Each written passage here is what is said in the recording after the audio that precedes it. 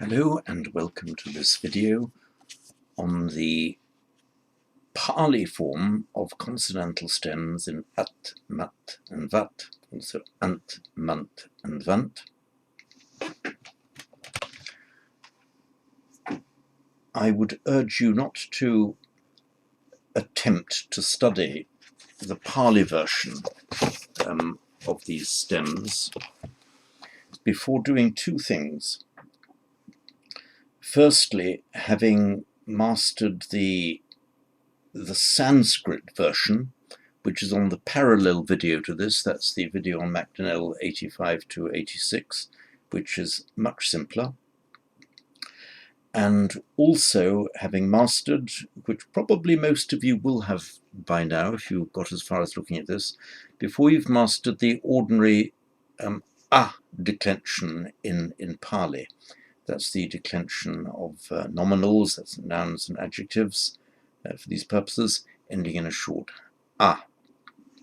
Those of you who've been following the Lily de Silva course,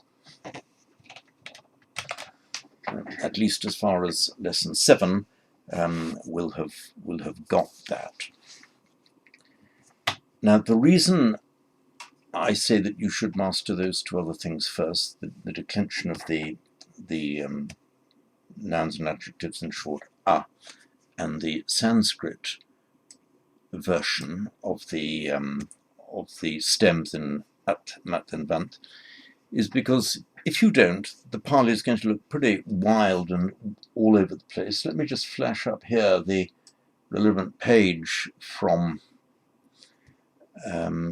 Duroisel. So if you, this is the declension, how it declines, mahan, mahan, which we can use as a paradigm for these purposes. If you look at that page without really being able to see behind it and what's happening, it looks seriously daunting. If, however, you already know the ordinary a declension and you know what's happening in Sanskrit, everything will fall into place.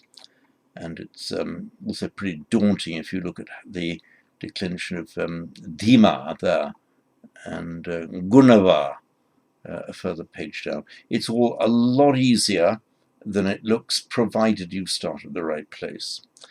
So I'll assume now that you do all know the a declension, at least the masculine neuter forms of it. You don't need the feminine for these purposes.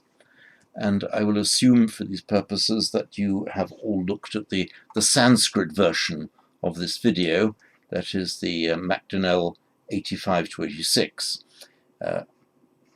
As I hope you've gathered by now, for the sake of simplicity and putting all our grammatical points in order, I'm indexing them all under the paragraph number in which they're found in Macdonnell. Of course, different grammars have different numbers. Macdonnell deals with this particular area in his paragraphs 85 and 86, Duroisel in 167 and 225 to 230. Anyway, here we go. I'll start again with the terrifying looking bit, terrifying for people who don't know the background. So here we are. And I will now proceed to show you that it is not nearly as bad as it looks. Duroisel invites you to take the paradigm of Mahan. Yeah, let's do that. Why not? Let's look now at the nominative singular. The first one in the Duroisel. Let's look at this Mahan. By the way, this applies also for present participles. You can treat mahan as a present participle for these purposes. It means great or being great. So, maham. It's maham. In Sanskrit, just the ending is an, not There's just that one difference. That's the nominative singular. You'll see next, sorry, I should be sharing my screen with you. There we are. maham, and in Sanskrit, and in an. 2, the accusative, mahantam.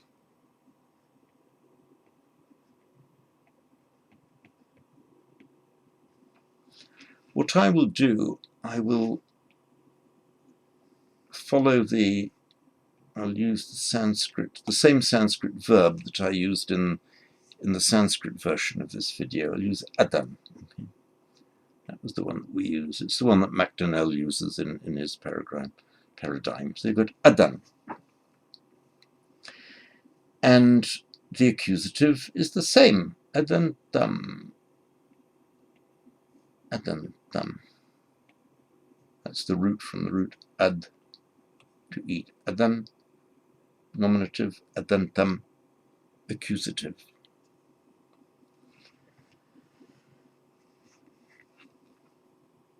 3, at the moment I'm just looking at the forms that correlate to the Sanskrit ones. We'll look at the other wide variety of forms in a moment.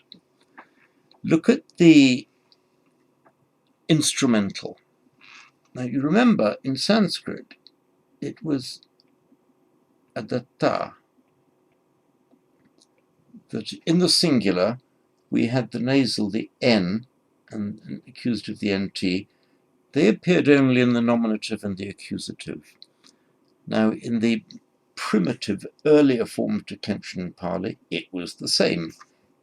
What was N in the Sanskrit, adan, became just an anusvara final M, maham, in the Pali. Adantam, mahantam, same in Sanskrit and Pali. Ablative, Sanskrit adatta, Pali it's the same, look, mahata.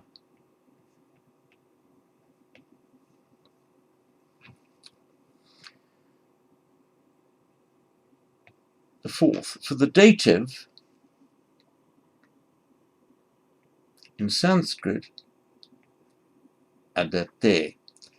Now in Pali, as we know, the genitive has merged with the dative in most branches of declension, and this is one of them. So there is no separate dative, so I'll put as genitive. Same as the genitive. This is the dative. The ablative. So let's go to the genitive now. Genitive in Sanskrit was adatta, and as you'd expect in Pali, the becomes o. It is mahato. So the o there reflecting the of the Sanskrit.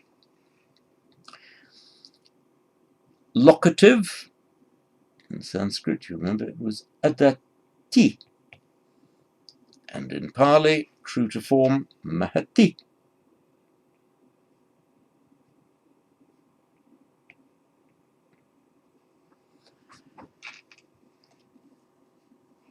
In Sanskrit, the ablative and the genitive in this particular declension are the same. They're both adatta.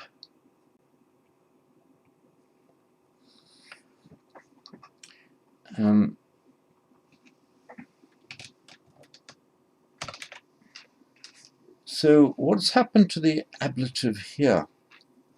In Pali, it actually departs from that form. It is, mahata. Mahata. It looks like the instrumental of the consonantal declension. It also reflects the R ending of the ablative in the A declension. As you know, buddho, one form of the ablative is buddha.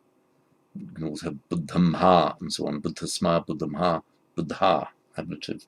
This reflects that. So here we see that in the ablative, that's the 5th case, the pure consonantal form in Pali departs from what it was in Sanskrit. Otherwise, you'll see it fairly closely reflects it. Now, I'm going to show you an odd phenomenon that has occurred with Pali. If you look back now, let me call it up for you, this Duracell page, you'll see a whole lot of different forms. There's the Mahang, also Mahanto. The genitive, he gives it in a different order here. No, don't worry about that. Genitive, Mahato, Mahantassa. Dative, Mahato. Sorry, did I say Mahanto? I meant to say Mahato. Mahato, Mahantassa. Dative, Mahato, Mahantassa. Accusative, okay, Mahantam. Instrumental, Mahata, also Mahantena. Locative, Mahati, Mahante, Mahantasmim, Mahantamhi. What's going on? I'll tell you exactly what's going on, and it'll make this all fall into place for you. The most primitive forms of this declension were the Vedic forms that are reflected here in Sanskrit. I'll go adan, adantam, adata, adate, adata, adata, adati. Fairly simple. Pali reflects that. Mahang, mahantam, mahata, slight deviation. Dative, same as genitive, okay. Ablative, instrumental is not a deviation. The ablative is a deviation. We'd have expected mahato is mahata. Genitive, okay, no deviation. Sorry, I should be sharing my other screen. I'll get back to sharing the screen. Sorry, here we go. Oops, there we are. So I'll run through it again. So the Sanskrit, adan, adantam, go down the right-hand column, adata, adate, adata, adata, adati. That was the simple, earliest way of doing it. That's how it is in Vedic. That's how it's come into classical Sanskrit. Pali closely reflects it. Not totally, but fairly closely. So the adan becomes a maham in the nominative. That's case number 1. The accusative, case number 2, the same, adantam, mahantam. Instrumental, case number 3, same, adata, mahata. Dative we'll ignore for the moment because in Pali the dative has become the same as the genitive. Ablative, in Sanskrit, the ablative and genitive of the consonantal declension in the singular are the same, so both adata. Look at case number 6, the genitive, as we'd expect, a ta ending in Sanskrit becomes a to ending in Pali, and the dative also, we'd have mahato rather than the Sanskrit ending mahate, which we don't have now in Pali.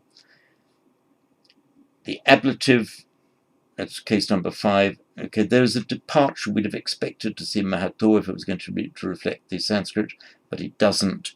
It reflects the of the Buddha declension, Buddha dative, nara, naro, nara. That's a deviation. In the locative, 7th case, adati, mahati, the same. Now, all of these other forms that you see, what's happened? Pali has adopted a parallel declension.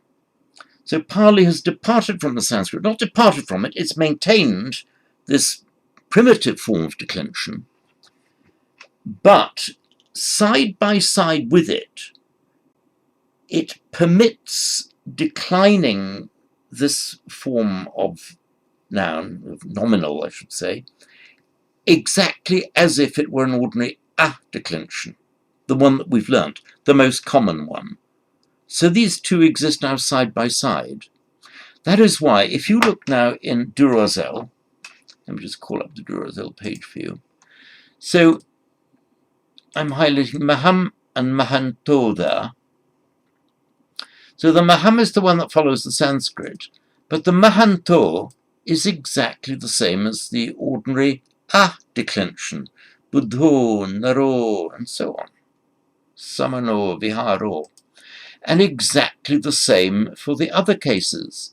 Mahato is the primitive, the Vedic form representing the mahata, adata in Sanskrit, but mahantassa, the ordinary genitive of the a declension. Same for the dative. The accusative happens to be the same in both, but for different reasons. That's fine. Instrumental, look at mahata, which is reflects the Vedic and Sanskrit form, and mahantena, which reflects the a declension form. Buddhena, narena, viharena, and so on.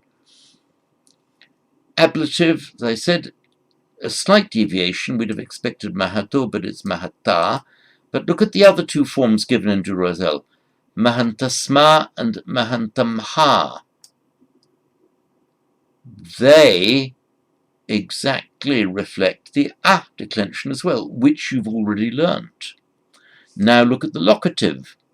Mahati, with just the ending e, reflects the Sanskrit and Vedic form, whereas the other three forms given, mahante, mahantasmim, mahantamhi, these are the three permitted alternatives for the locative in our ordinary a declension. Now, if you look at the feminine form, no problem there. There's really nothing new to be learnt. The form in mahanto, that's the, as it were, newfangled declension where you're allowed to decline it like an ordinary anto ending. You just change that to e, and there you have it, the entire feminine declension. Alternatively, what you can do is follow what Sanskrit does. We'll come to that in a separate video, but that is just to add e, the standard long e for the most common form of feminine, second most common is a, second most common is e. You add the e just to the t without the n, and then the same. So once you've got mahati, mahanti, both equally correct, there you've got the entire feminine declension, singular and plural. In the neuter, almost the same as the masculine. The only difference is that you can have in the accusative, in the nominative, a mahantam, which is what you'd expect if it were declining like an ordinary short a nominal, mahantam. And the neuter in Sanskrit would be mahat, but again it's just maham in Pali. So there you see is what might look like a bewildering array of alternative forms, but if you just remember that this participial form ending in it can either completely decline like any ordinary noun ending in a, or it can fairly closely follow the consonantal declension that we find in Vedic and Sanskrit. I'll just now look at the plural and take you briefly through that. Before I go back to my iPad screen, I just invite you to look down the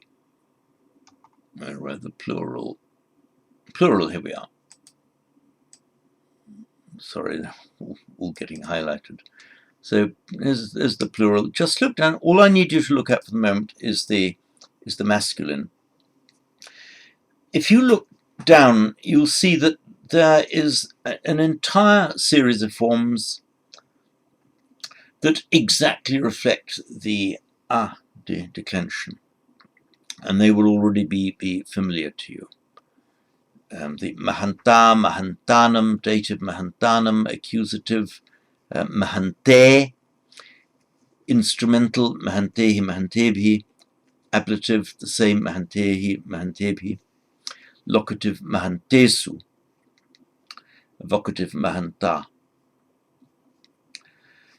All of those are exactly what you would find in the ordinary a declension. Now let's look at the ones that depart from it, and we'll see why. First of all, we'll see that the only ones that depart from it are the nominative, accusative, the only ones that stick to the Sanskrit, I should say, nominative, accusative, genitive, because the dative, the instrumental, ablative, and locative do not follow the old Sanskrit at all. The old Sanskrit forms of it have been lost in Pali. So if you look at here where I'm highlighting here, mahantehi, mahantebhi, these are the same as the ah declensions. Same for the ablative, mahantehi, mahantebhi, the same. Mahantesu, just the same as the ah declension. In Sanskrit it would be mahatsu, remember. The instrumental would be mahadbhi, as in adbhi, adadbhi, sorry. That's the instrumental. The ablative would end in bhya, so adadbhya. Whereas the instrumental, ablative, and locative in the Pali have lost that purely consonantal form, and they follow the ah form. So let's now look at the nominative. I'll now share my iPad screen with you. Here we go. Here we go. So, in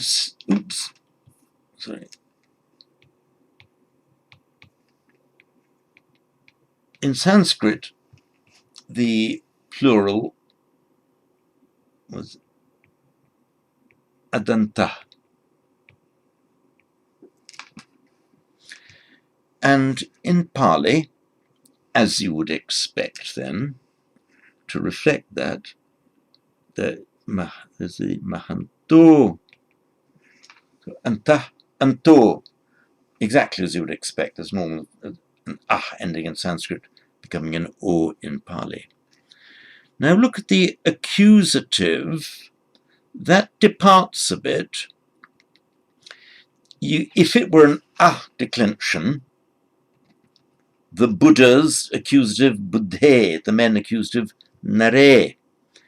You find the mahante, but you also find a mahanta and mahanto. In Sanskrit, that's what happens in the accusative plural. 3, 4, 5, 6, 7. What happens in the accusative plural, the n drops, so adanta, nominative, adata, accusative.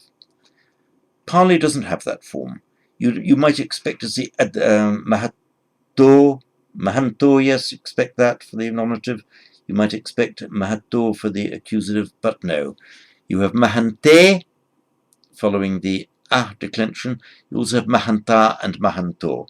So it departs. So mahanta looking like a nominative, so like the ah declension nominative, or mahanto. So that's a departure, just got to learn that. I'll jump now to the genitive. In Sanskrit, it's adatam, not the anam, but atam. Just add am to your stem. And we've got it here in the Pali.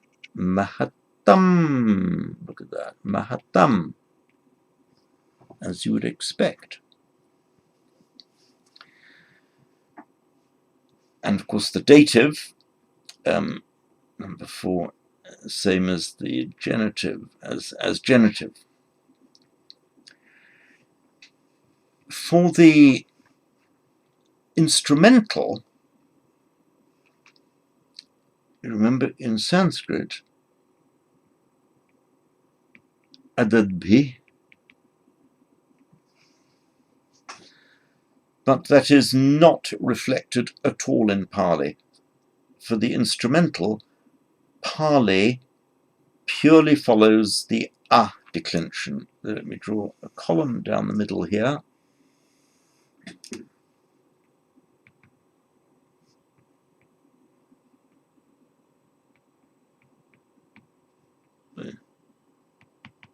So like A declension. This is for Pali only. Sanskrit, of course, remains true to form. It's a pure consonantal declension.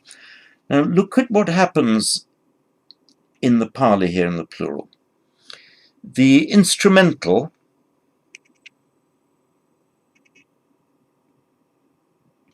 mahantehi, sorry, I'm writing one too low. In the instrumental, third one, mahantehi or mahantebhi. Ehi is a much more common ending, but ebhi also exists. Exactly follows the A declension, but there's nothing in Pali that reflects the Sanskrit adadbhi. Look at the ablative, the fifth. In Sanskrit, it would be adbhya.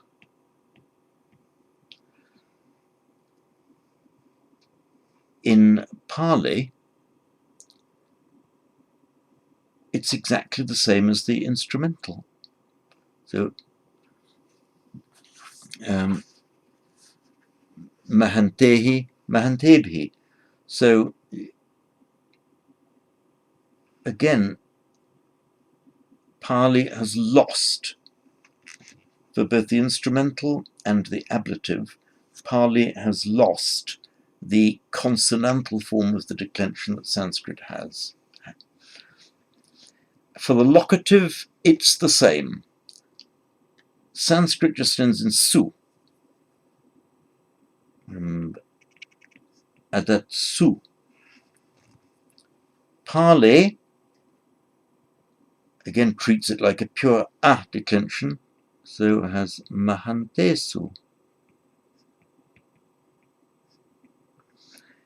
And there is no reflection left in Pali of the Sanskrit consonantal declension in the locative plural. You'll remember in the locative singular, yes, because you can have mahante and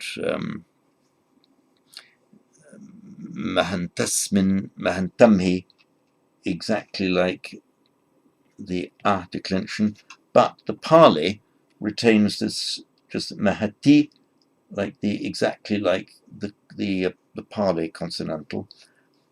In the plural, however, it's lost it. It just has mahantesu for the locative plural, and that's all. So there's nothing to reflect this adatsu, charatsu, this atsu ending, or I should say the su ending attached directly to the stem. Now I'll take you back to Roselle, and if you look where I'm highlighting here, and these few lines, these are words that we know: charan, walking, charanto, or charam or charanto, stem, charat or charant, bhunjang, karan, saran, remembering, vasan, living, pucham, asking. So once you've got one, you've got the lot, because all present participles in the parasmaipada go like that. Now, let's look at adjectives ending in mat, and the same applies to vat. I'll just show the screen here, and that's how they are. It looks pretty daunting, but yet not over, because there's another entire page. The first one is in mat, and the second one in vat. Remember the difference there. They're exactly the same. They're in what's known as complementary distribution. In other words, if the preceding vowel is an A, as in guna, look here what I'm highlighting, gunava, gunavanto, it's always a vat. If it's anything other, then it's always a ma. That's why it's dhima, dhimanto, and so on. Now, before you get terrified, you might already be, but don't be. You're looking at these daunting-looking pages of declensions. The answer is it is exactly the same as this one I've just given to you, and hopefully simplified for you, with only one difference, and that is in the nominative singular, nominative masculine singular. It doesn't end in it ends in a long ah. That's all. That's the only difference. The rest is exactly the same. I don't know why Durosel has done it this way. And he's a wonderful fellow, but he's done that looks, what's happening here? That's all that's happened. The same with a long ah there. And exactly the same applies to the va endings. Gunava, with the guna having no virtues, gunava. If it were a present participle, it would end in but because it's a mat or vat ending, it's just va. And in fact, we've, for example, this is the word you know the word sila. In Sanskrit, shila, meaning virtue in the sense of right conduct, good conduct. And sila, stem, silavat, nominative singular, silava. Sanskrit, shilavan.